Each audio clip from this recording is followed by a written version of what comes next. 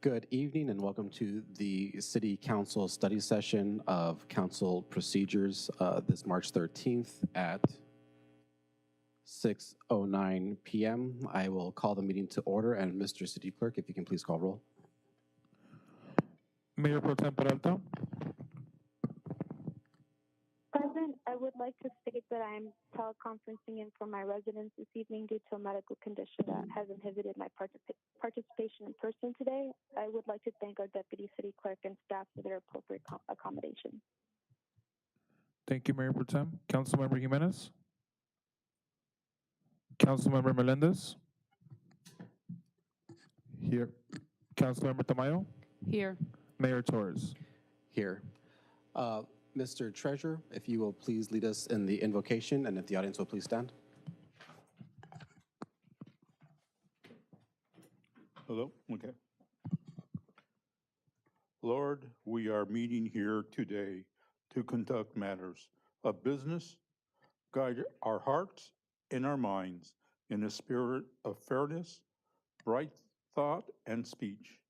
Impart your supreme wisdom upon our activities so that our affairs may be reached a successful conclusion.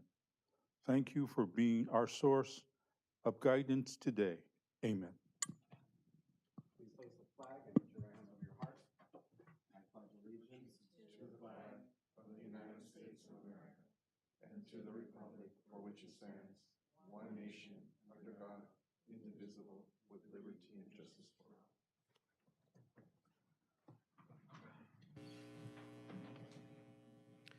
Mr. City Attorney, if you can please read the statement of oral communications.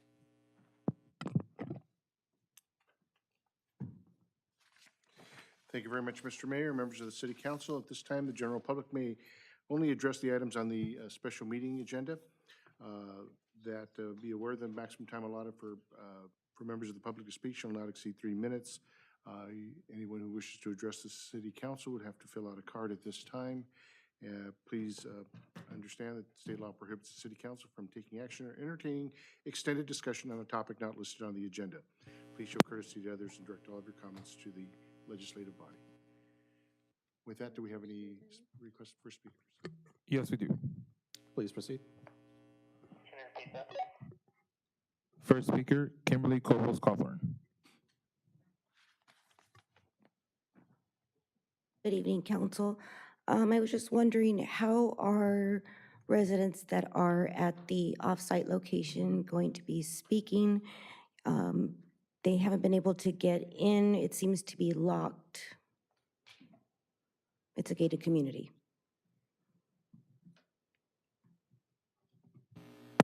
Does that conclude your comment?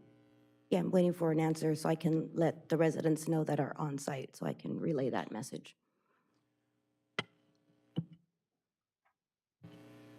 If that concludes your comment, we'll receive that. Thank you.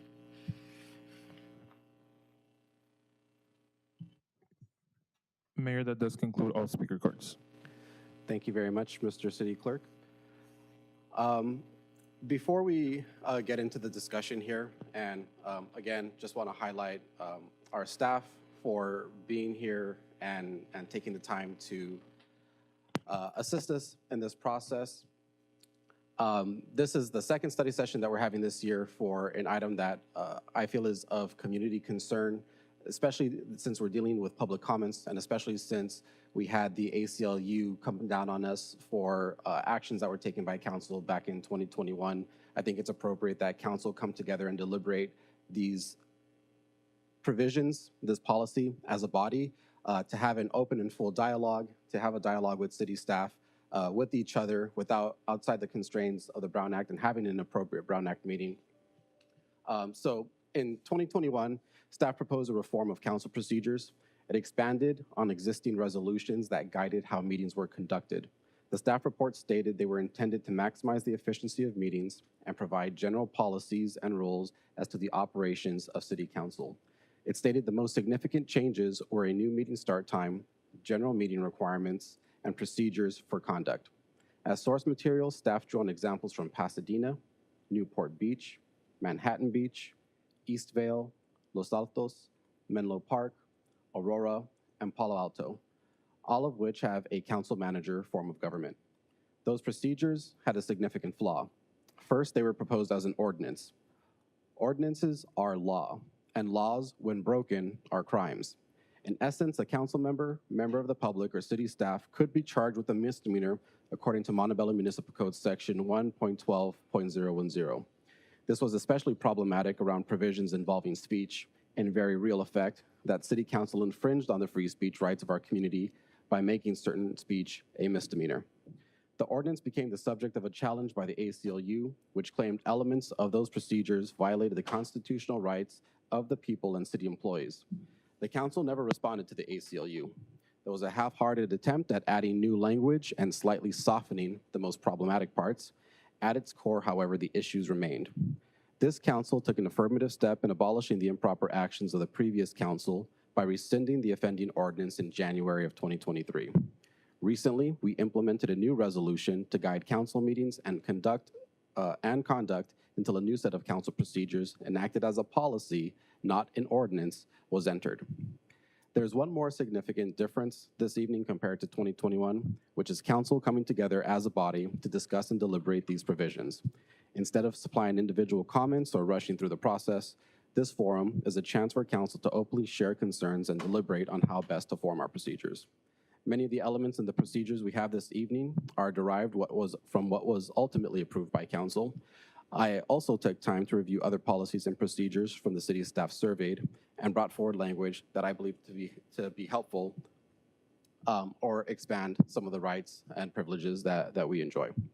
With that being said, what I would like to propose to my colleagues this evening is that we proceed just very sequentially through council procedures. If there are any questions, if my colleagues would like any clarification, or if there's any points of contention, we can get those hammered out and discuss them this evening. And so with that being said, looking across the way, just wondering if my colleagues have a copy of the procedures, but we'll go through them just very sequentially here. And again, feel free to speak up if you guys have any questions or issues.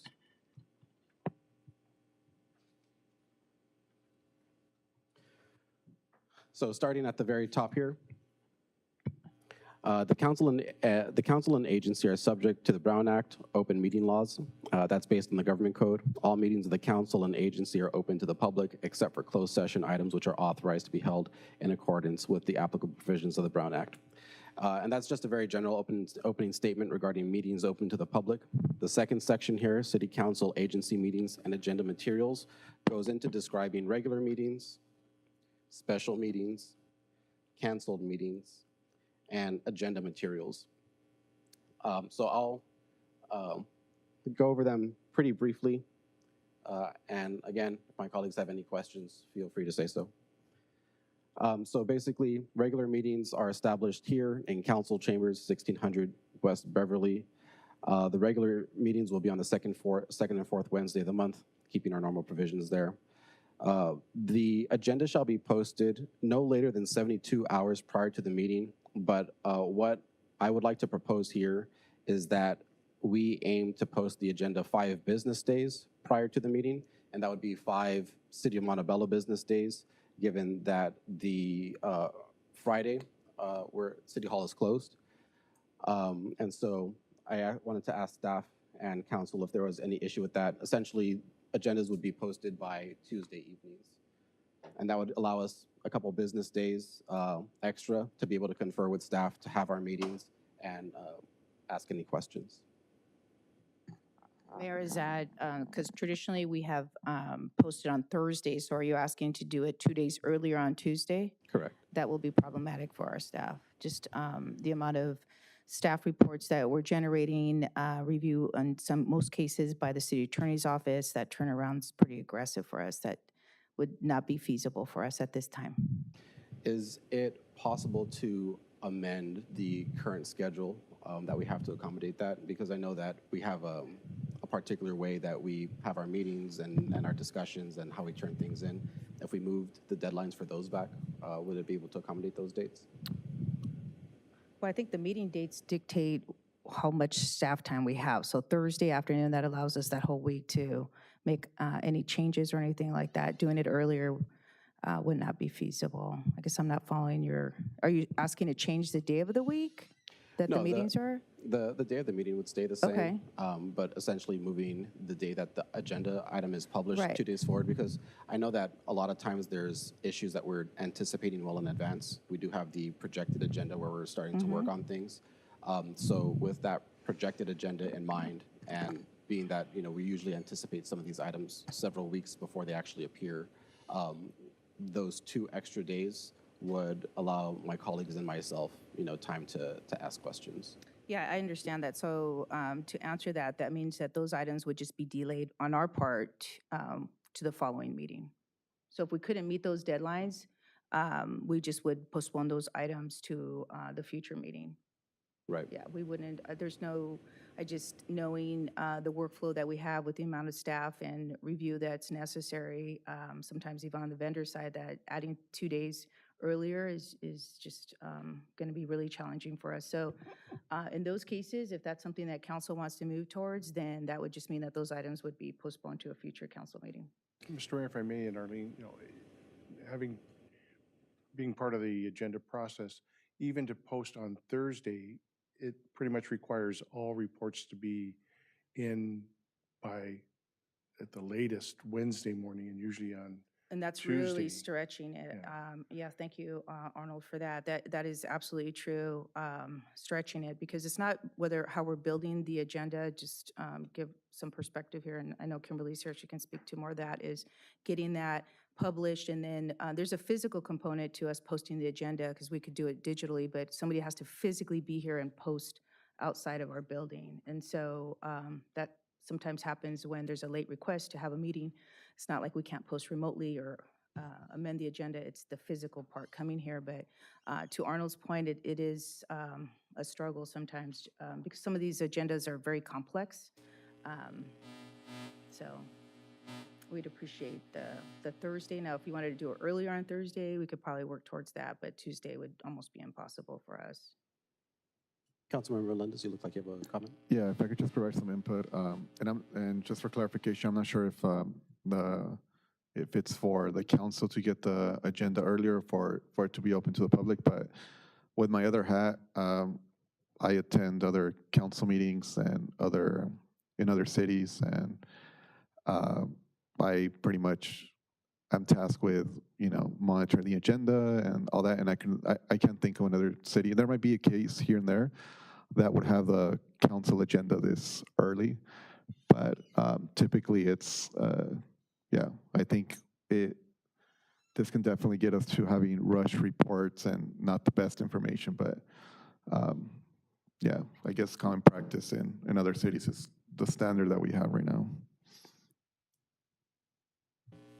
And I appreciate the comments. Part of the idea came from, I think, a general comment from the community, always wondering how council can read several hundred pages in a couple days.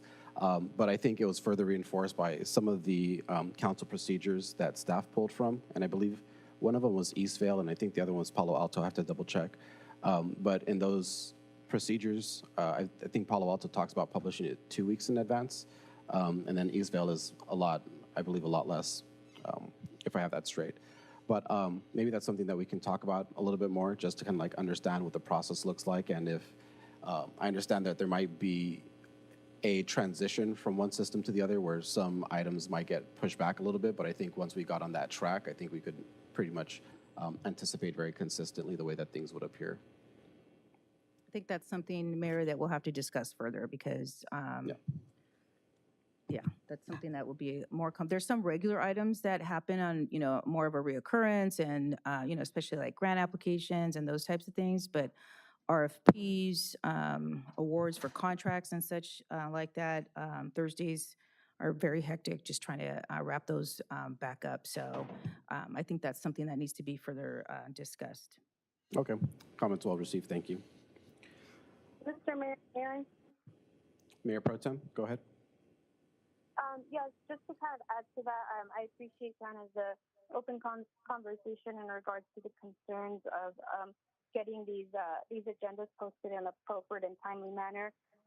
Definitely, for consideration, if council can maybe receive like a draft of the agenda items that Wednesday, or I understand earlier might be a little bit more time sensitive in regards to staff capacity, but just wanted to advocate for council being able to sometimes receive some of these agendas that might be anywhere from 300 to 1,000 pages, and only having 5 business days to be able to kind of read through that and make prudent decisions can be very difficult at times. But I appreciate the willingness on both ends to try to find something that works.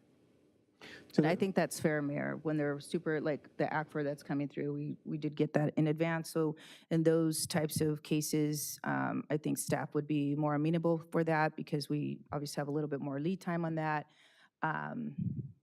There could be some compromise on those items. Sometimes we do have those done already. It's just, forwarding the staff report. So sometimes we could be the other way. You'll get the actual document, but not necessarily the staff report. So I think, but I can't tell you exactly when that might happen. Okay. But if there's a document over 300, I could say we can get that in advance. Thank you, Ms. Salazar. Mr. Melendez, do you have another comment? And to the Mayor Pro Tem's question, would it be possible for council, and you kind of explained it here, but would it be possible for council to receive drafts of the items that are coming up? You mentioned in a couple instances, but if you could just flesh that out a little bit more. Like a draft staff report or draft agendas? Well, I wouldn't feel comfortable sending the draft, because those are working documents that we're working on. So, sometimes we're vetting those out with city attorney's office or among staff. We're making sure that the information is like ready to publish. So I wouldn't feel comfortable on a draft. But the attachments, most of the time we have those already. Right, understood.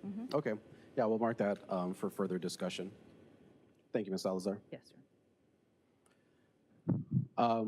Moving along the paragraph, closed session will start at 6. The regular meeting will start at 7. To maintain consistency, it's being proposed that the regular meeting starts a 7 o'clock start time, regardless if there's closed session or not.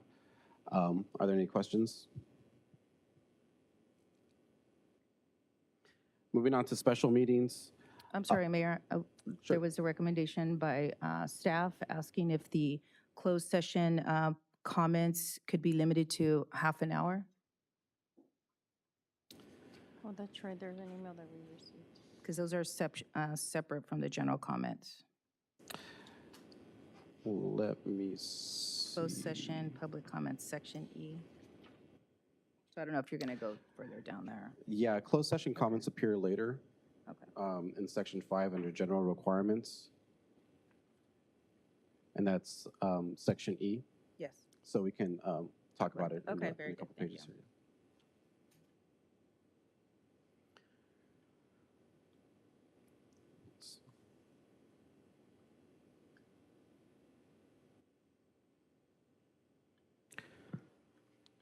For special meetings, we've become very familiar with those this year.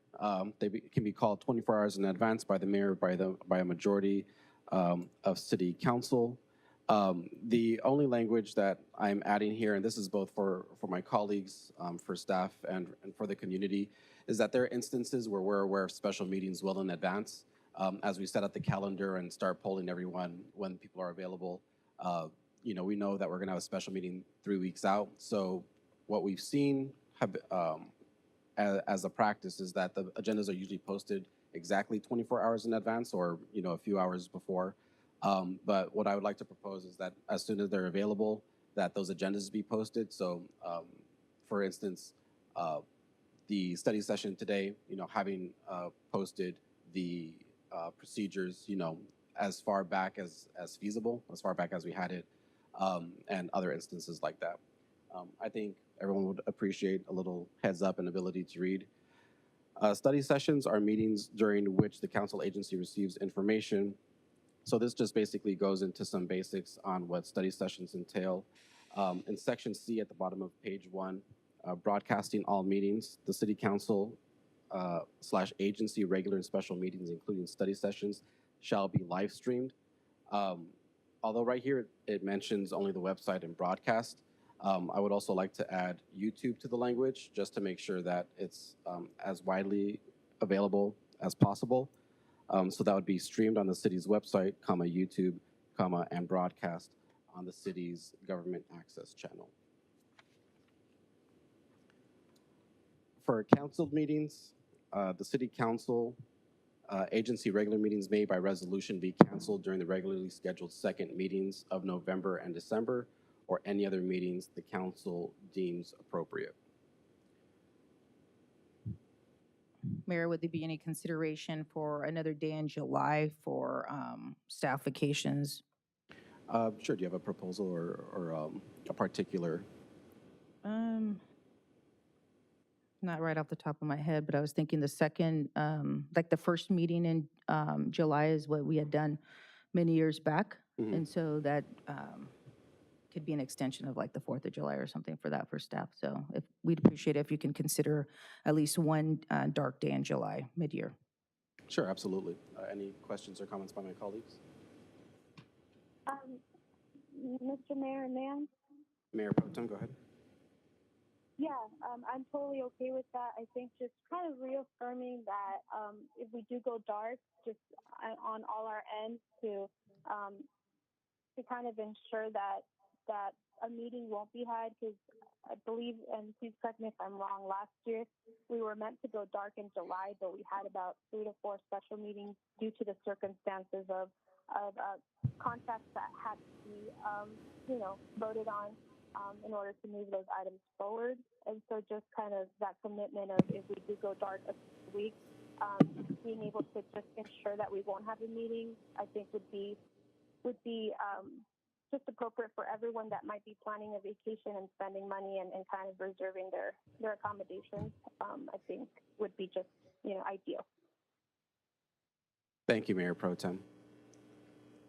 Ms. Meyer? And yes, so I also think a meeting, going dark at least 1 week in July would be great, just so we could all coordinate our time off and plan accordingly so we can attend all the sessions.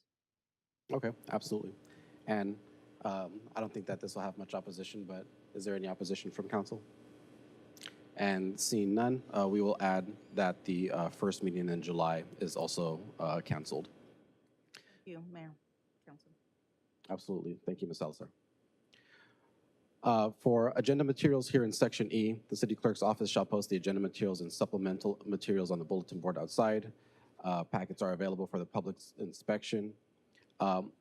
Also, Mr. City Attorney, I believe there's a requirement that presentations are printed and available. Are you familiar with the statute or rule to that effect? You mean the ceremonial presentations? I believe presentations that are made before Oh, council. no, there's actually if I'm not mistaken, there's a new piece of legislation that's working its way through. I don't believe it's been adopted yet, but that if there was going to be, for example, PowerPoints or things like that, that would have to be then posted. There was, trying to recall,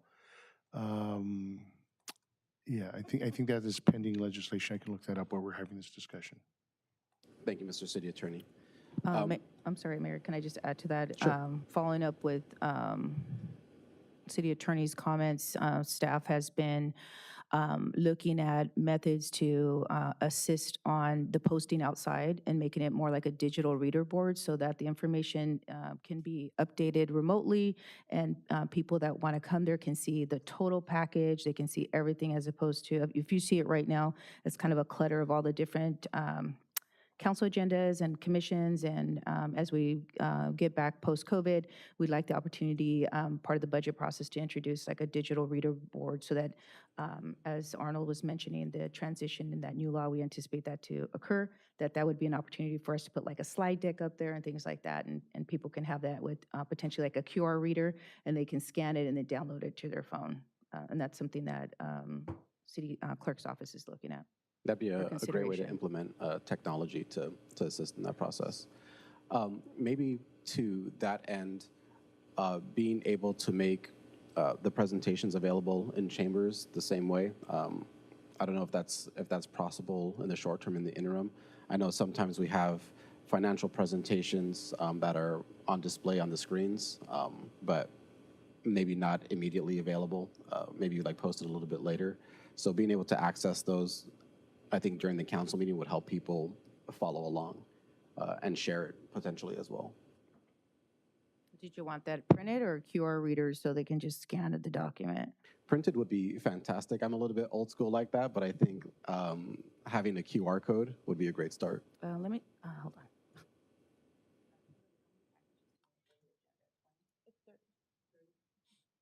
And so I know sometimes with our financial presentations or some of the larger ones, I mean, they can Yes. be 15, 20 pages long. So we're talking about hundreds of pages Yes, potentially. that's where so I'm going with it gets this. cumbersome. Yeah.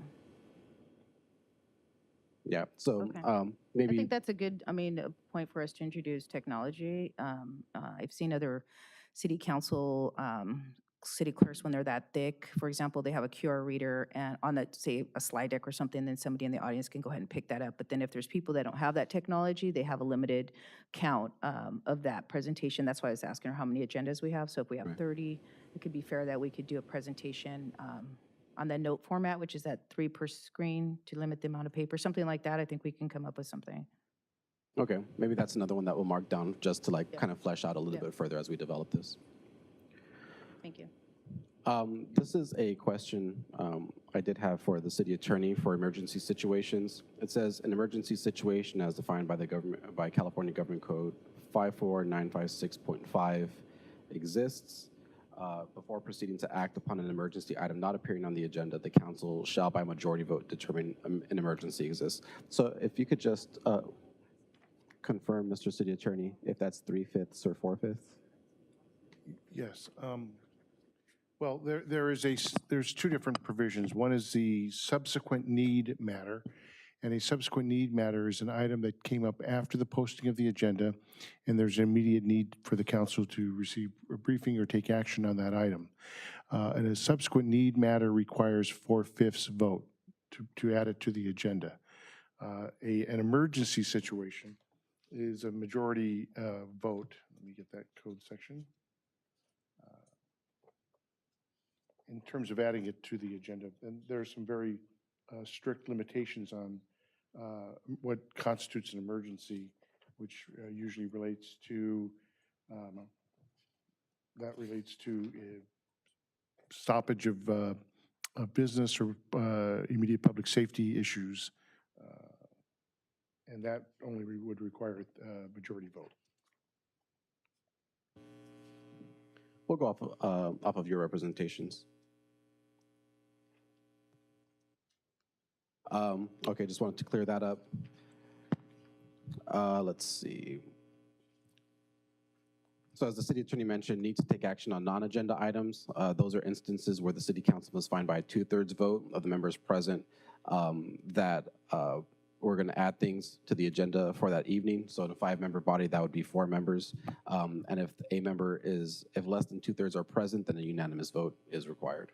Right, and the actual code section, Mr. Mayor and council members, is 54954.2, subdivision B1 and 2, and it states, notwithstanding subdivision A, which is the 72-hour posting requirement, the legislative body may take action on items of business not appearing on the posted agenda under any of the conditions stated below. Prior to discussing an item, the legislative body shall publicly identify the item, and then 1, upon a determination by a majority vote of the legislative body that an emergency situation exists as defined in Government Code Section 54956.5, and then upon this subsection 2 is upon a determination by the 2/3 vote of the members of the legislative body present at the meeting, or if less than 2/3 of the members are present, a unanimous vote of those members present, that there is a need to take immediate action, that there's a need that the need for action came to the attention of the local agency subsequent to the agenda being posted. Thank you, Mr. City Attorney. Going on to held over items. Items not appearing on the posted agenda for a specific meeting may be acted upon that meeting.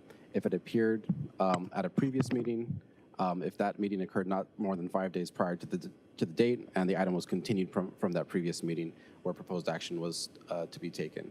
And so, and that one basically just kind of giving council the flexibility to discuss and approve items that are occurring after being properly noticed and posted and within a certain time frame. And for staff's clarification, would this be a particular item that is mentioned at, let's say, we have a meeting today and we say this item needs to be held over to the next city council meeting? Is that the idea behind that? Correct, yeah, Okay. and only within 5 days, so. Right, meeting all those other criteria, I just want to make sure. Yeah, Okay. And then on exactly. the, just for staff's clarification on the need to take action or non-agenda items, Arnold, I'm assuming these are the walk-on items. Is that, those are the, okay. I wanted to make sure because we used the other terminology. I was like, very good, thank you. Sure, thank you. Order of business.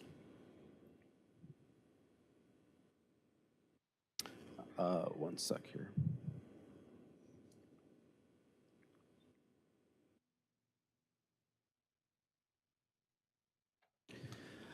So order of business is what we are usually familiar with. There was some questions last time as to the invocation and pledge of allegiance. It has always been the case that we go into closed session, discuss business, and then when we come back to regular session, we have the invocation and pledge of allegiance. That's been the process as far as I'm aware. So for those in the audience that were concerned, it might be that the times were switched up a little bit. So instead of having closed session at 5 and regular at 6, where you're used to hearing the invocation and pledge of allegiance, regular session moving to 7, move those items along with it. So we're kind of adhering to historical practices there. The one thing in terms of the process that's changing here, or a couple things, is that as we saw last time, and I think people are still kind of getting used to, we're going back to the old format of public comments, where there is a 30-minute period before the regular business, and during the consent calendar, members of the public, as well as council members, have the ability to pull items and make 3-minute comments on those items. So going back to we're expanding today, but really going back to a lot of the speech rights that Montebello residents and visitors have been able to enjoy for many, many years. Going on to section number 4, placement of items on city council meeting agendas. A council or agency member, including the presiding officer, may bring a matter of business before the council during council orals to add an item to future agenda with a majority vote. The presiding officer shall coordinate with the city manager or city attorney as to the requisite time in which to present the matter. All individual council agenda items shall be placed on the future agenda under regular business. Other agenda items, the mayor, chairperson, city manager, or city attorney may place items on future agendas. The city manager, in coordination with the city attorney, shall be responsible for scheduling all other agenda items through an agency review meeting, which shall be held anytime before the council meeting. For the tentative council calendar, this is one thing that I did want to amend in my proposal here, because I think 12 months, which I got from one of the other procedures, was a little aggressive. But the tentative council calendar shall list items pending to come before a council agency within the next 12 months. I did want to ask what a reasonable time staff thinks we would be able to post For forecasting? for Is forecasting. probably three council meeting agendas forward.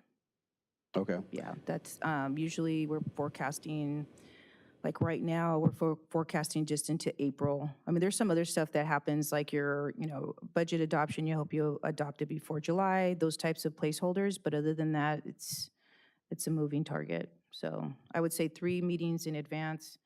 And then, Mayor, I'd like to comment on something you went over real quick for clarification. Mhm.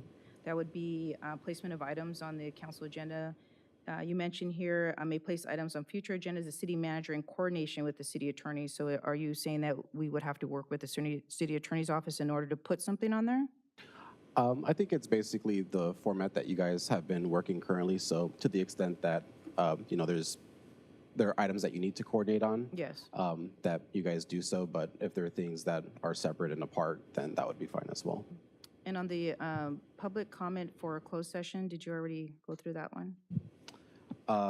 No, we didn't. Okay. Thank you for bringing that back. Thank you. So a recommendation from staff was that council consider establishing a defined time limit for the closed session public comment period. So being that we're starting at 6 p.m., and I think last time we saw kind of extensive public comments, do any of my colleagues have a problem with limiting that comment period? And I did want to ask the city attorney, just because I've had this question, I think one person posed it before. Is there a requirement that we hear all comments before an item is heard? There's a requirement under the Brown Act that the council must hear all comments prior to a decision being made on the item. Yes. So it has to be before you actually make a decision on the item. So how does that comport with some of the time limits that we've seen on public comments? Well, I'm not quite sure of the question, Mayor, but individuals that want to come, well, now that we are bifurcating the comment process, I think we sort of saw it last meeting, that anyone who wants to come up and speak to the city council on non-agenda items of items or matters within the subject matter jurisdiction of the city would probably be best to give their comments at the time of the first public comment period. Then we are breaking out the public comment portion for consent agenda. Well, public hearing is a bit different than consent agenda items or regular business items. That would be the appropriate time for those comments to be received by the city council, and then of course consent. Okay, so as to setting a time limit for closed session, if there were more people that wanted to speak than the 30 minutes allowed, would we be able to continue those comments? You should, yes. And I mean, continue the comments to like another portion of the meeting. Or what you can do is just to continue the closed session matter till the end of the agenda and allow those comments to come forward somewhere through your comment process. And I guess I will comment that another mechanism that council has is that if we see an incredible number of comments, that we can reduce the speaking time to accommodate the period as well. So if we have 30 speakers, we can give everyone a minute and fit it within the 30 minutes, as opposed to that's also allowed. That is correct. The Brown Act and case law provides that the legislative body has the right to reduce or expand the public comment time, and also reduce or expand the time allotted for each individual speaker. Okay.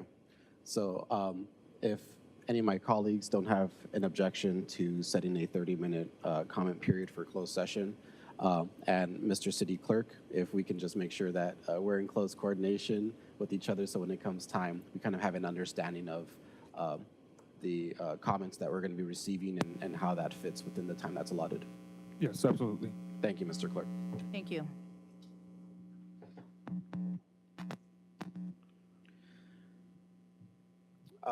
For the tentative council calendar, another, and I don't believe it's in here. That's not you. Another thing that I've seen in other council procedures that would be great to incorporate here is if that forecasted agenda could also be part of the posted agenda. So the general public, as well as the city council, has a general idea of some of the issues that are coming up. I think you know, it'll just give the community that much more opportunity to kind of see the things that are happening in our city. Mayor, that would be very reasonable, with the exception of the 12-month period that we don't even forecast that far. Right. Yeah, that would be nice, but the reality is we're maybe 3 or 4 meetings. And that's because we know when we have to post, you know, for publishing and things like that, so that kind of holds us to that particular day, unless there's some reason where we have to postpone that publishing. But by and large, we're doing at least 3 meetings. Okay, so we'll change that language to reflect 3 meetings, and we'll add, and if we can add that that section to the agenda. I know staff has some software that needs to be adjusted for that. Yes, Mayor, once all this, once the final approval, then we'll move to adjust the templates. Moving on to consent calendar. The consent calendar section is where administrative and non-controversial items shall be presented. The city manager should be sensitive, and the mayor should be sensitive to high dollar value items and consider placing those items in the next regular business section. This is something that I think I do want to kind of impress. Montebello has been noted to be somewhat exceptional in the way that it lists some consent calendar items. We've seen some really controversial items, some really high dollar items appear in the consent calendar, and in that way, the public doesn't quite have the opportunity to understand or catch what some of these things that are going on. It's very difficult to understand agendas unless you're very familiar with them. So I think calling attention to some of those items and having a discussion for our residents to understand is important. So that's just a comment that I want to make to impress the importance there. Mayor, would it be possible to put what that high dollar value is, considering that our budgets are in the millions? So I'd appreciate if you could give us a better window on that. Thank you. Sure. I mean, I just look at like the streets projects and things like that, Top Golf, 54 million, that makes sense. Right. And we could also maybe add some like clarifying language for items that might be more controversial. So if we're doing street paving, not quite controversial, but something else might be something that rises to that level, so we can clarify that more. Thank you. Thus far, are there any comments or questions from my colleagues?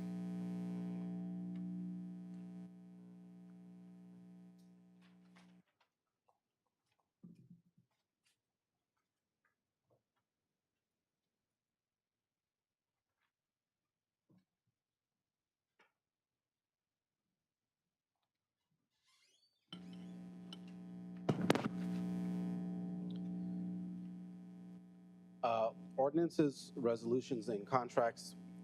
This is just basically saying that consent calendar items that are going to be listed in these categories are pretty routine. And I think this really kind of speaks to the purpose of consent calendars. The second reading of an ordinance where you've already approved the first reading and that's been discussed. Resolutions that are ceremonial in nature and that aren't controversial. Budget amendments, but particularly that accept funding such as grants or gifts provided by the council, provided the council has previously approved the activity or program, and resolutions approving funding applications such as grants or loans, provided the program or activity has been previously approved by council. So here we see language like really impressing that things that are in the consent calendar are very routine in nature. They've already been discussed. There's no need to kind of rethink the wheel. Under number 2, general. I'm sorry, Mayor. Sure. I'd like to comment on that. Number 1, where it references all ordinances, resolutions, and contracts shall be prepared by the city attorney. We do have occasions where the state or feds provide a resolution for adoption that is a template that meets all their criteria.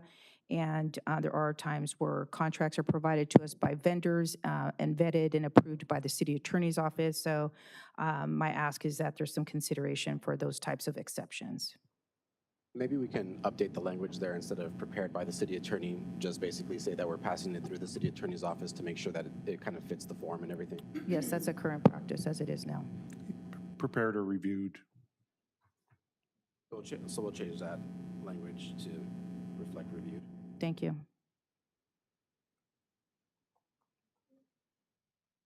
Number, paragraph 2 here, administrative matters. Actually, that's kind of strange. I'm sorry, section 5, general requirements for attendance. Just basically saying everyone that should be in attendance at the meetings. Any planned absences, please announce 2 hours prior to the start of any meeting or as soon as practicable. Notification shall be made via formal written or digital notice or confirmed verbally.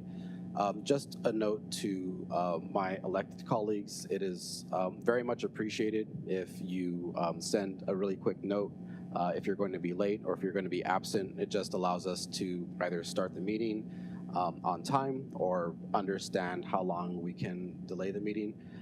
But that information hasn't always been clear and there's a bit of confusion. So if you can please share with the city manager or the assistant city manager, the city clerk, and myself, those of us that are trying to have an efficient meeting here can make sure that we're all on the same page.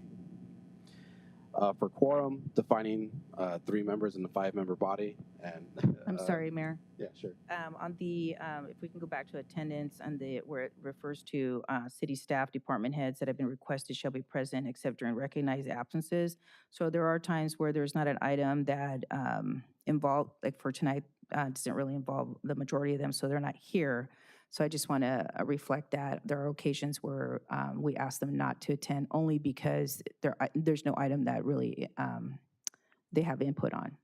And I would interpret that as a recognized absence. So Okay, I just want that for the record, though, so people don't say, oh, they're calling out again or something like that. Sure, absolutely. Thank you Okay, for thank you. clarifying that.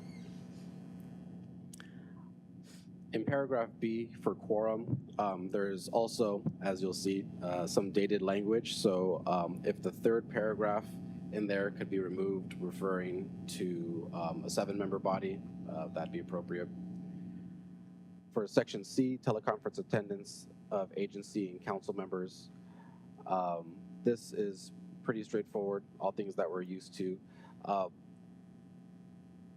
The one thing that I think is not in here, Mr. City Attorney, if we could add, is the language specifying that there are, that council has 2 emergency instances where they can appear without giving Brown Act notice, and that's for sickness and certain emergencies. Correct. We will add in the recent legislative changes into, which would be found in Government Code Section 54953, and there's some new changes to that. So we'll make sure that's in the teleconferencing provisions. Mr. Mayor? Mayor Pro Tem, go ahead. Yes, I think also it's important to clarify that, I guess clarify the 2 different types of special notices needed. So within providing notice for 24 hours for a special meeting and then 72 hours for a regular meeting. Thank on the you. first point. Yes, thank Does you. that make sense?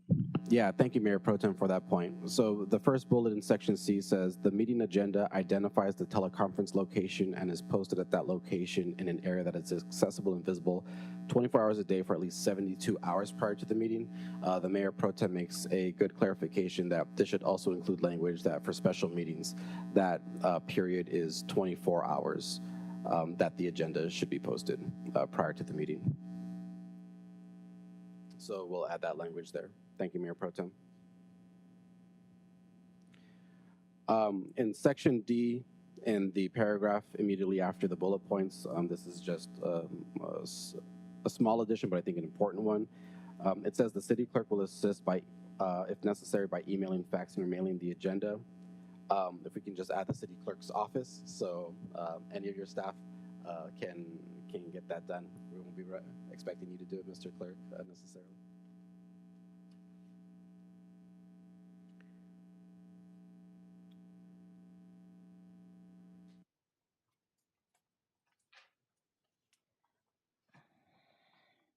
Can we update the language, maybe not fax number, but some kind of digital reference?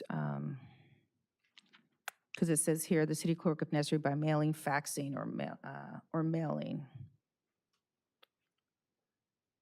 On that same paragraph. Can you ask the question one more time, please? So it says here, the city clerk will assist if necessary by emailing, faxing, or mailing the agenda. In lieu of faxing, could we use like a digital platform? Because we don't really fax. Yeah, absolutely. Okay. We can. I think we have one fax in our whole city hall. Kimberly could confirm that. It's going by the wayside. Yeah, because most of the emails, they can accept them as faxes on their machines. Maybe just it's just for language update. Thank you.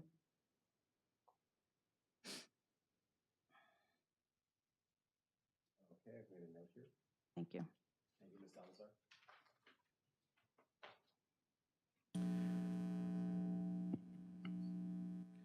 Section E, closed session, and this basically just talks about the appropriateness of closed session and why we have it.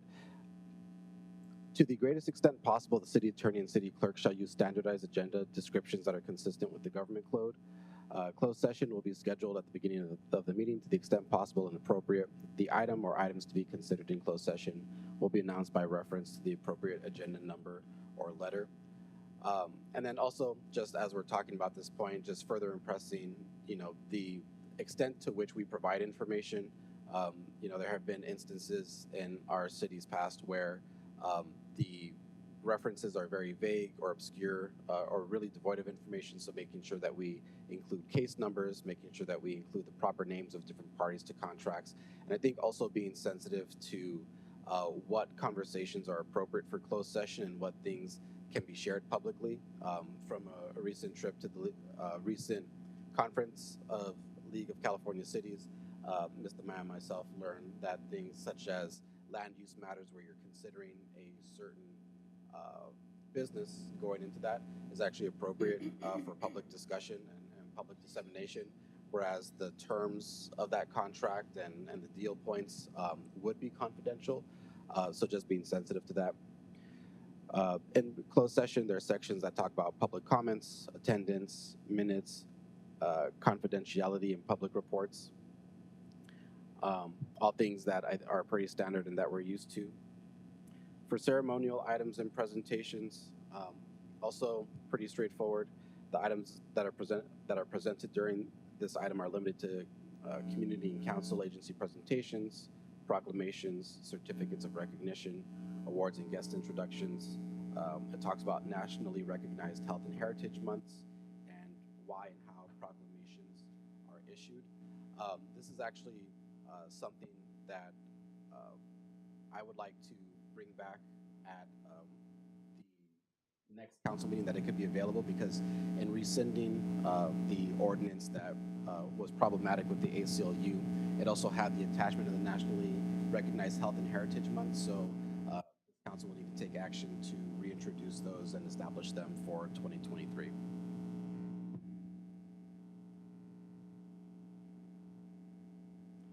So, Ms. Assistant City Manager, would we be able to bring that back in April, just to set the calendar for the rest of the year?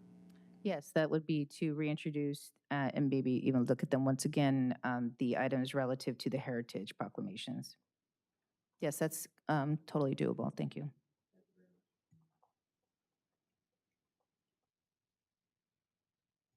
In section G at the bottom of the page there, we talk about the preparation of minutes. This is language that I think we can work on a little bit. It says that city clerk staff shall prepare action minutes of all public meetings, which include very little narrative, if any, and only includes the motion and votes shown on the record. Going back through some of the minutes that staff has prepared, I noticed one particular one from September 14th, 2022, I think provides a really good example where there is a light summary of some of the discussion that happened. The votes are very clear. So it's not, it doesn't seem to be as a burden to staff to catch everything verbatim. It does kind of capture the essence of the discussion that happened. And this was for consent calendar items as well as other items, like, for example, public hearings. I think naturally you're supposed to include a more robust version of the minutes for those. But if we could kind of set the September 14th minutes from 2022 as an example, I think those would be really great to follow. Mayor, we'll have to take a look at that because action minutes are something that staff can definitely do. As when you start going into like verbatim, that requires definitely more staff. However, we have on occasions, if the council member or the mayor has requested that we put those into the minutes, we have done that accordingly. So we can take a look at that. Thank you for that consideration. Absolutely. And one of the things that in an email chain, I think we started to discuss a little bit was taking a look at staff in the clerk's office and seeing, ways to augment them to kind of like deliver on some of these like more robust reporting for council, delivering documents to our residents. And I understand taking things verbatim and reviewing the meetings and everything is a big task. So trying to keep it like as light as possible while at the same time conveying the spirit of this discussion is kind of the aim with this, as opposed to like really every single word that was said. Well, Mayor, we appreciate that because staff and I are in the middle of just analyzing our budget, and that's something operationally we've been looking at all year to help that office a little bit more. Besides doing the minutes, we have a lot of other duties as assigned in public records requests, et cetera. So we appreciate that support, and we'll be bringing something back in the budget process to help augment at least the minutes, capturing that and some other documentation that council has been requesting. Thank you. Thank you, Ms. Salazar. Age for voting procedures is pretty straightforward. It talks about roll call votes, the effects of silence, changing your votes, failure to vote, and abstaining. And actually, there have been some things that have been a little bit confusing, so maybe this would be worth it to just kind of flesh out a little bit more. So first of all, setting as a policy the effects of silence. Every now and again, a council member will not vote audibly. So with this policy, unless a council member audibly votes in the negative, disqualifies himself, recusal, or expressly declines to vote, the silence or abstention shall be recorded as an affirmative vote. So basically, this policy is saying if you truly want to vote no, you have to say so. Otherwise, just kind of trying to go by the wayside and not have anything recorded, that will be counted as an affirmative vote. Council members are allowed to change their votes before the next item on the agenda or before adjournment of the meeting. This isn't new. We've seen an example of this in a previous meeting, so that's pretty standard.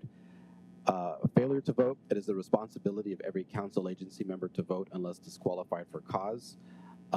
However, no council member can be compelled to vote. So basically, encouraging that as representatives that we state our position on the record.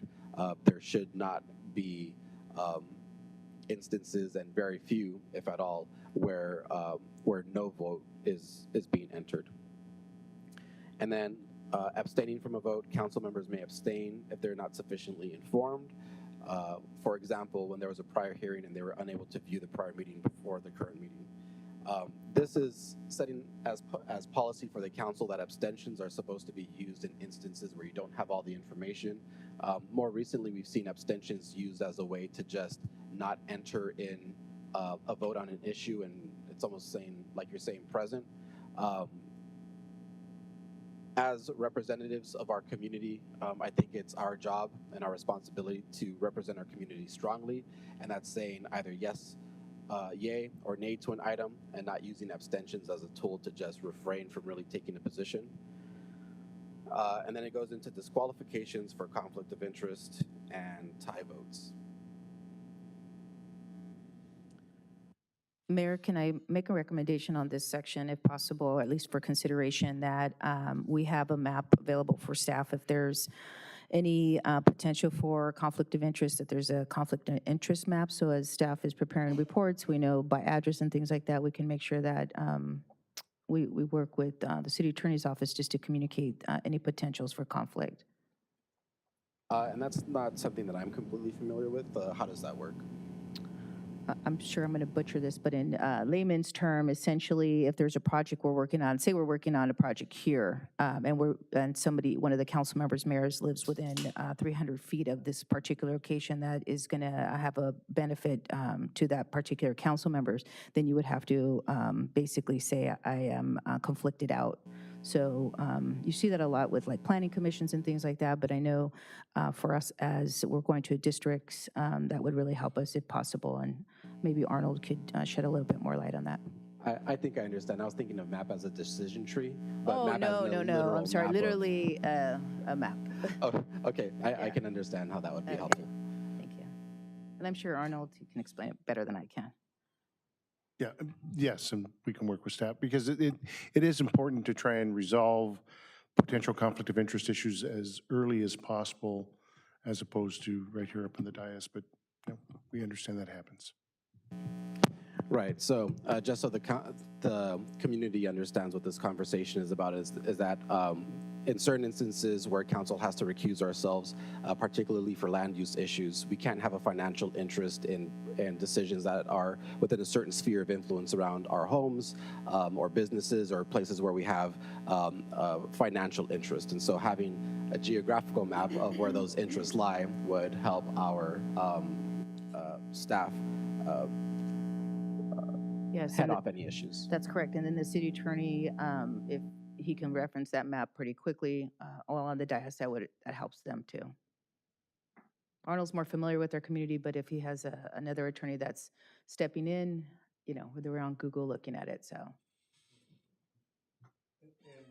Thank you. The general rule is 500 feet, but there have been some changes to that law that if there is no financial impact upon plus or minus to elected person or even appointed person's financial interest, then there may be opportunities for them to participate depending on the circumstances. But we'll try and get a map with a 500-foot radius for all. Thank you, Mr. City Attorney. Thank you, Ms. Salazar. Thank you for the consideration. And speaking of reconsideration, that's the next section. A motion to reconsider the vote can happen at either that meeting or the following one. Council agency member request for research or information talks about submitting requests. Requests for staff support should be made to the city manager, assistant city manager, or department directors with a copy to the city manager.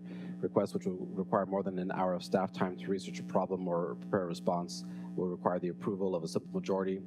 So this goes into some of the council orals that we've seen, directing staff in instances where particular questions that would be burdensome to staff and take more than an hour, really making sure that all of council is on board to make sure that our staff resources are being used appropriately. This section does not include requests for information related to knowledge base and data city staff relies on for day-to-day operations. So to the extent that we're asking for basic reports or things that are used in the course of our operations, that wouldn't have the same application as other questions. Mayor, I just want to clarify that just for chain of command, for request for staff support should be made to the city manager, assistant city manager, or department heads. Just to maintain our chain of command, could we add the language that it would go through the city manager or assistant city manager and copied to the department director? As flipping that away. Yeah, that first sentence, is that language fine there? Yes, because then below, and then the city manager encourages direct contact. We agree with that. However, just for chain of command for staff, city manager, assistant city manager, and then copy to the department director. Right. Instead of the city manager, it'd be the opposite. For consideration, thank you. Can you clarify? Because I think that first sentence kind of. Yeah, except here it just says request for staff support should be made to the city manager, assistant city manager, or department directors, which basically, if I'm reading it, it sounds as if you're going to bypass the city manager's office and go directly to the department director. No, it continues on there with the copy to the city manager. Yes, but just for our chain of command, the request should be made to the city manager's office and then copy to the department director. That way they know that, we're supporting that. Because then further down here, you say the city manager encourages direct contact. So it's the same. Okay, so flipping the two and the CC around? Yeah, so city manager, assistant city manager, and then the copy to the department director. Sure.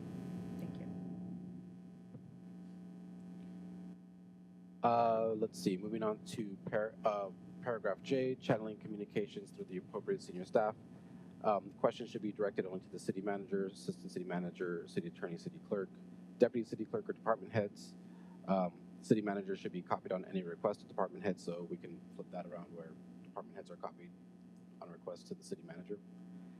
No, that you're still right. The city manager, and then we're copied to the department heads. So this one's good right here. This should be copied on any request. So I guess what I'm trying to transmit is that the request should come to the city manager, assistant city manager's office, and then copied to the department head so that they know something's coming. Right. Yeah. Yeah. Okay. Yeah, I believe that's supported here. Yeah. And just for clarification, the deputy city clerk, her role is not a department head role, so she doesn't necessarily get involved with all the channeling of the communication. So I'm not sure what her role would be in this discussion here. And that's something I think we can discuss that further, just to kind of like understand that, because I think there's somewhat of an understanding that she's under the city clerk, but at the same time, No, she works for the city administration, manager's she office. works for the city manager. Yeah, right. she does. Yeah. She works for the, or that position, should I say, not her specifically, but they work for the city manager's office. Right. Thank you. Confidentiality. We talk about disclosing confidential information gained by reason of his or her official position. Public comments, we go into what we previously discussed. My pages are a bit mixed up here. But Ms. Salazar, oh, here we go. So there is a request from staff saying that we ask the city council considering establishing a defined deadline for public comment to submit speaker cards. We can continue to accept speaker cards received after the deadline and leave it up to the mayor's discretion on whether to call upon the speaker.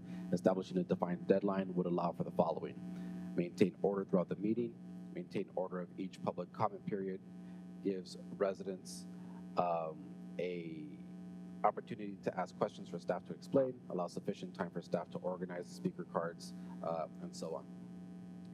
So for the section on speaker cards,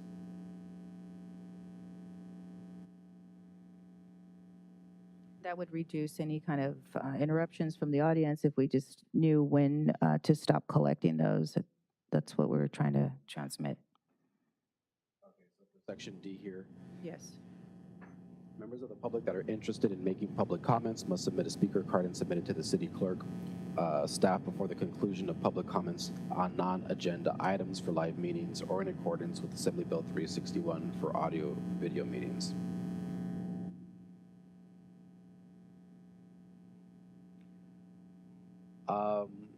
I believe, so this provision here, it's not marked, but also was pulled from another city, I believe it was Pasadena, where members of the public are allowed to submit speaker cards up and through the public comment period.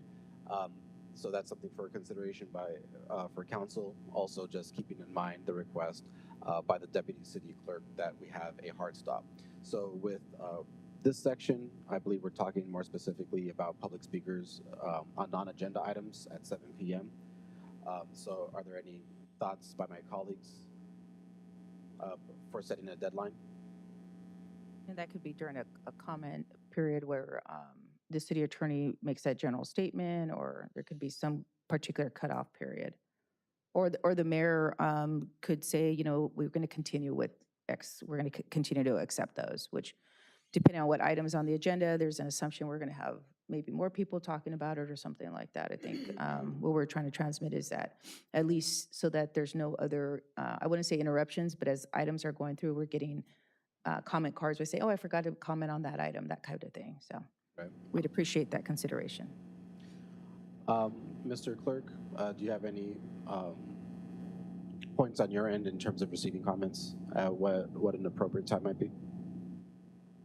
Thank you, Mayor. I definitely think setting a sort of deadline, I believe there was in the past in the agendas. For example, after the city attorney, we read the statement of oral communications. If maybe we can follow something like that for public comment period. Again, that helps the city clerk staff a lot in making sure that we're entering their information into our system, and as well as making sure that we're getting organized in whether it's closed session item, whether it's a non-agenda item, or whether it's a specific agenda item. The last thing we want is making sure that we're getting a little bit unorganized and presenting everything to the council. So essentially up until the point that we have the public comment period, once that period begins, then we're close to submissions. Yes, Mayor, as you might have noticed, we set up a table just to try to get some more order with staff to get those cards in order of receipt. Okay, we'll make that change. Thank you for the consideration. For the next section E, one thing that I wanted to float by my colleagues. So this talks about written comments and email comments. Members of the public that are interested in submitting written comments may do so via electronic email at ccpubliccomment@montebelloca.org. They'll be provided to members of the council and entered into the record of the proceedings to the extent they relate to matters listed on the posted agenda or otherwise address matters or issues within the jurisdiction of council.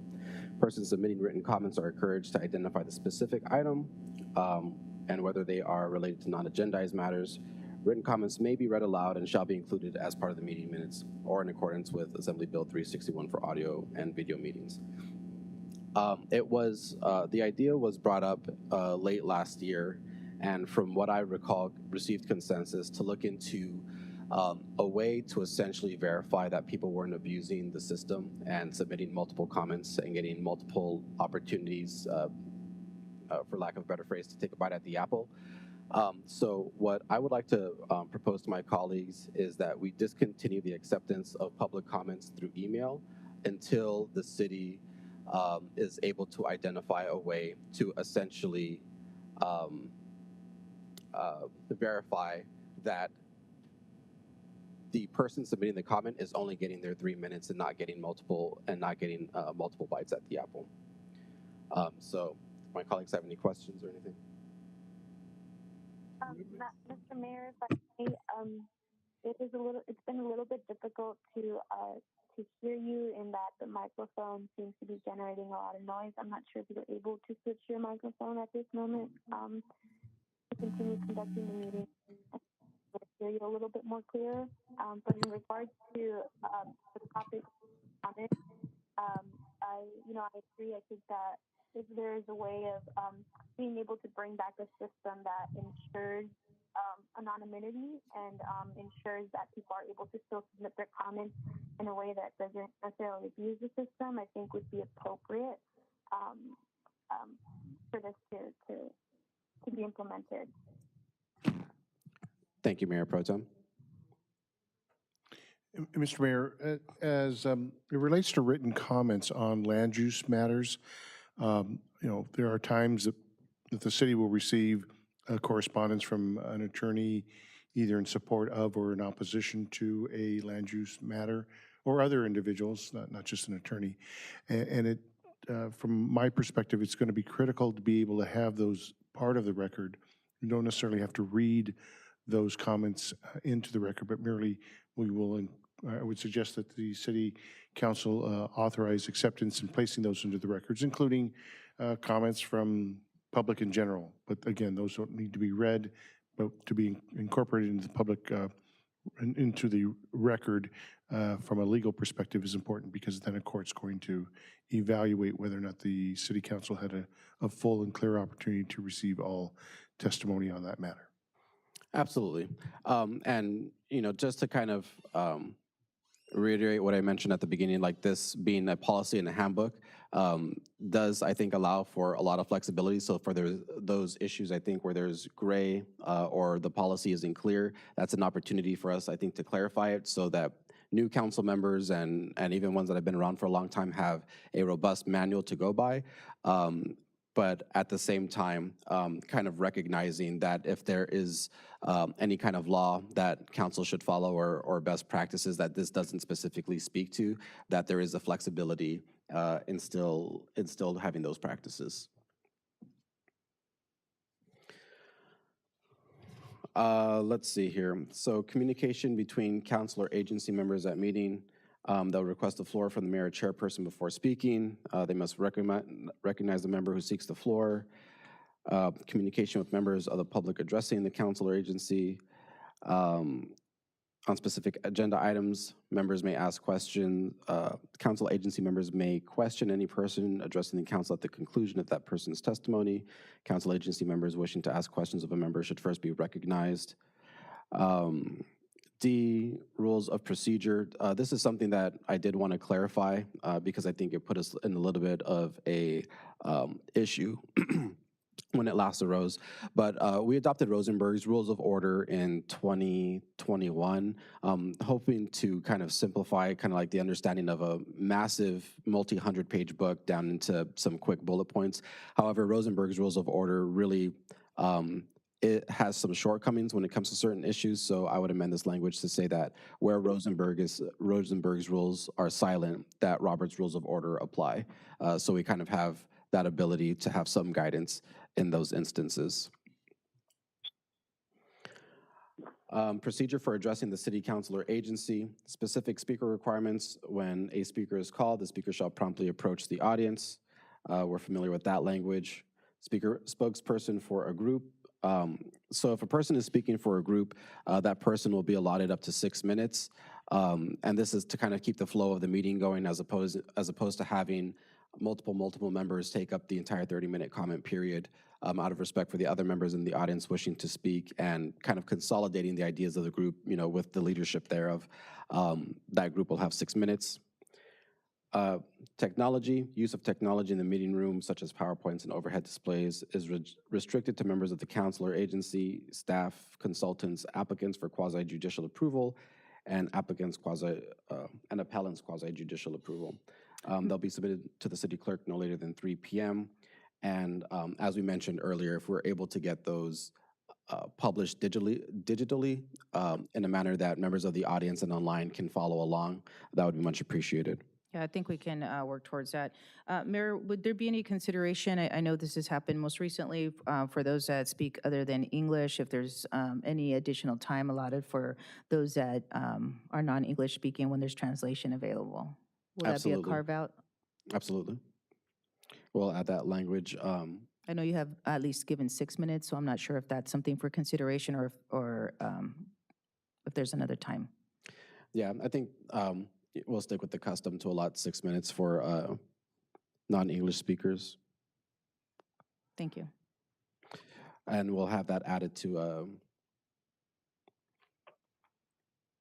I think it's probably in that section, I just don't know where exactly it would go. right? Or we might add another section too, Yeah. just to make sure that it's clarified. However it appears in other examples. Thank you, Ms. Salazar, for pointing Thank that you out. for the consideration.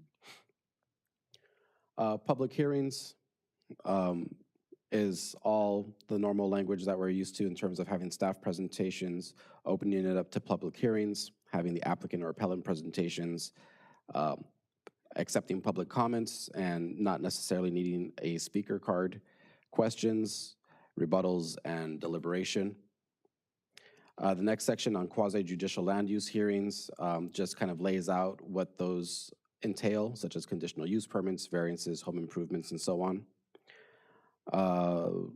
See, it calls about disclosures in those hearings where, and this is just a reminder for my colleagues, in land use matters, there's a lot of regulations around them. We've already heard about financial commitments and the need to recuse ourselves if, matters are within a certain sphere. This also says that any member of the council or agency announcing that they shall inquire, I apologize, the mayor shall inquire whether any member of the council has an ex parte contact with regard to the proceeding at the commencement of any quasi-judicial land use proceeding. So essentially in land use proceedings, the body should not be considering information that was received outside of chambers and outside of the presentations. So if you have had contact with the developer or if you have had contact with certain parties regarding this, you are to state as such. So it says, any member announcing an ex parte contact shall state for the record the nature and content of the contact. If such contact impairs the member's impartiality, the member shall state this fact and abstain from participation in the matter. There's also a call for abstentions. And going on to council or agency orals. And with this, we are nearing the conclusion. Mayor, did we bypass the standards of decorum when it referenced city staff? I lost my page, I'm sorry. We haven't got there yet, probably. No, that's coming Okay. up. My screen's too fast, thank you. Yeah, so we're on number 3, or section 9, council or agency orals. Thank you. So section A, the purpose of council or agency orals is to allow the council or agency to question staff briefly on matters which the council or agency has taken action or given direction, to make general comments as a reference to staff on factual matters of community concern and provide updates or make brief announcements. All council or agency requests for oral communications to be placed on the agenda will be expressed in complete sentences. Placing items on the future agenda, any member of the council or agency may bring a matter of business before the council or agency by adding an item to the future agenda. Placing an item requires a simple majority roll call vote. At that time, the mayor shall coordinate with the city manager and city attorney as to the requisite time for city staff to fully research the matter. D, committee appointments may be made during council orals, and pending background check, they'll be made at future meetings during presentations. Commissioner committee appointments do not need a vote of the city council unless as otherwise required by resolution or ordinance. In standards of decorum, the mayor chairperson shall be the presiding officer at meetings. The chairperson shall be and I think that's a redundant sentence there. In the absence of the mayor chairperson, the mayor pro tem shall be the presiding officer. Section B says that that agency members shall conduct themselves in an orderly, professional, business-like manner. Council members shall maintain a polite, respectful, and courteous manner when addressing one another, city staff, and members of the public. The presiding officer shall have the right to terminate oral communications where it's not within the subject matter. Section C here, city staff shall, and so I wanted to make some amendments to the language in this one with some of the comments that we received last time. So with the resolution that we entered, meant to essentially be a little bit of a carryover until we had more time to fully discuss this. I wanted to change the language in where it says city staff shall not engage in dialogues with members of the public during city council meetings and shall limit conversations between themselves as much as possible, just reflecting the need sometimes for staff to engage. And again, just making as a policy that the purpose and the aim is to really have a meeting that's free of disturbances, that's up here on the dais, that's out there in the audience. Sometimes there's chatter that's in the audience that we can hear up here, and it just kind of impedes the orderly procession of business. So saying that city staff shall limit dialogue with members of the public during city council members and conversations between themselves as much as possible. So really kind of understanding that sometimes there's a need or necessity, but Yes, and this should also apply to the public as well then, because there are often times where, staff sitting there and you'll have someone from the audience, talking to them. And so we want to make sure that we're cognizant of both the constituent that wants to talk to staff and not for staff to, I don't want to say be rude because they wouldn't do that, but I also want to maybe clarify language somewhere that maybe members of the, community can ask somebody to step out for a few minutes or something like that. Sure, absolutely. Yeah. Because oftentimes it's other people that come up to staff during a council meeting that can be disruptive. We agree with that. Right. Yeah. It might be a little harder now because we have our chairs now, so it might be harder to maneuver those now.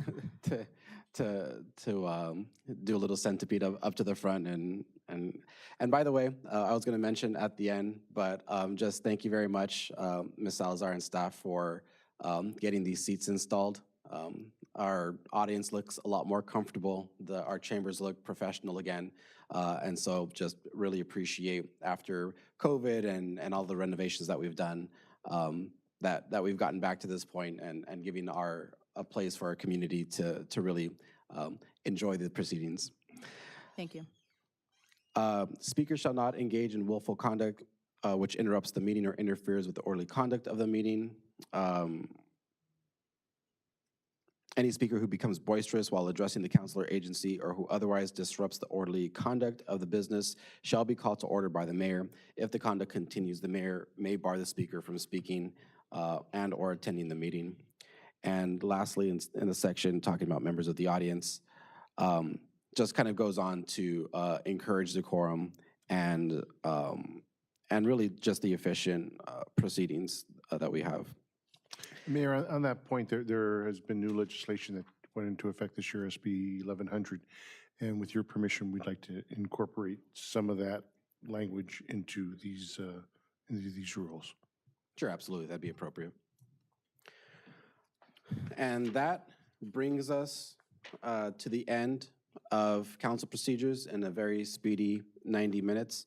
Going through 7 or 8 different city policies, seeing how they fit, what the history of Montebello has been, and finding something that I think really guides us out of the legal troubles that we were in and towards a direction where we can celebrate the community's voice in all the ways that it expresses itself, as well as taking into account some of the pressures faced by staff in addressing these issues.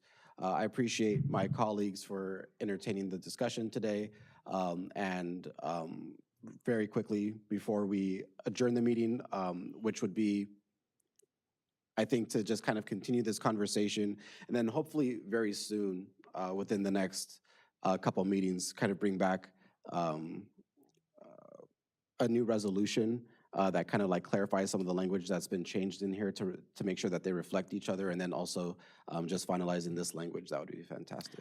Thank you, Mayor. The other thing that I'm hoping, this is another staff request, is that there would be some consideration by council, maybe not tonight, but in the future, that some rules be applied to the commission, to the other commissions, because this, our rules that are adopted as far as rules of decorum, et cetera, are the ones that we use in those commissions, but we just want to make sure that if this is going to apply to them, that we either state it or we add another carve out, maybe specific to them, especially around the attendance, and most of the things already apply to them, but we just want, if this is a true handbook, that maybe there's a little section for that. We'd appreciate that consideration.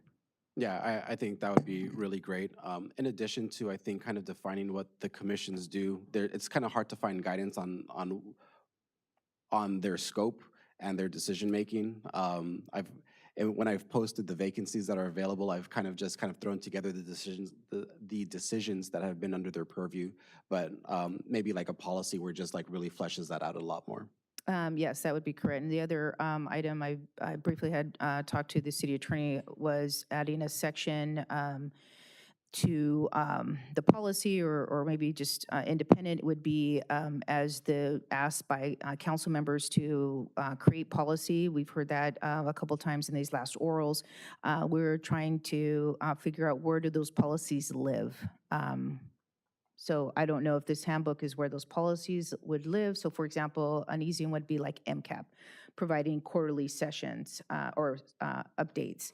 That shouldn't require a whole long, like when we say policy, we're thinking minimum 2 pages, and for the consideration would be something a little bit more in the form of a matrix, like what that policy is, when did it start, what the frequency is, and that type of thing. So if that's something that maybe at a future meeting we could talk about, or maybe something that I can work with the city attorney's office to draft for consideration at the future meeting, we'd appreciate that as well.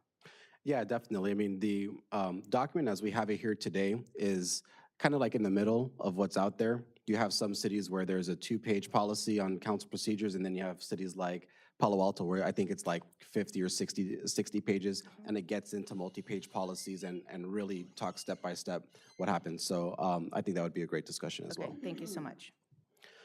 Are there any questions or comments from my colleagues on the processes and procedures that we've discussed here this evening?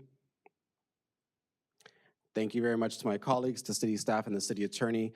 Once again, this was an opportunity for all of council to discuss within the purview of the Brown Act, and making sure that the discussions that we're having are not behind the scenes, but they're really out in front of the community. As you see here, there are decisions that are being made real time, and so I appreciate the collaboration with all of my colleagues here. With that, I will. David, I do have a question before Sure. we end.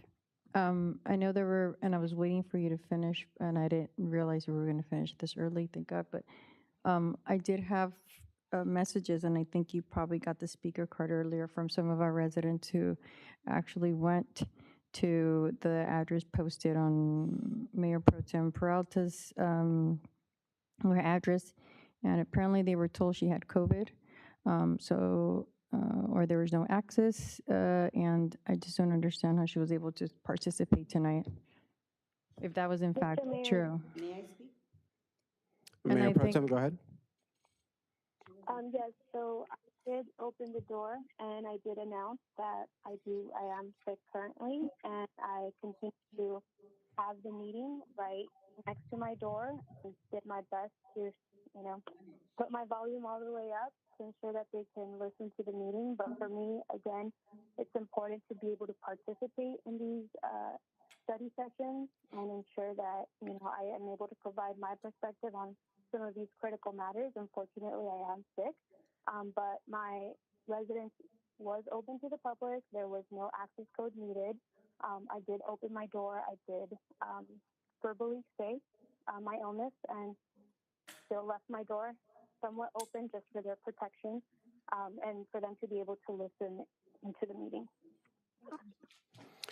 Thank you, Ms. Jimenez. If anyone has questions about the validity of her participation, you can follow up with the city attorney after the meeting. But as for the proceedings this evening, I'll take a motion to adjourn. May I put something on the record before you do? You are not recognized, Ms. Nicholas. I'm taking a motion to adjourn. I motion to adjourn. I have a first. Is there a second?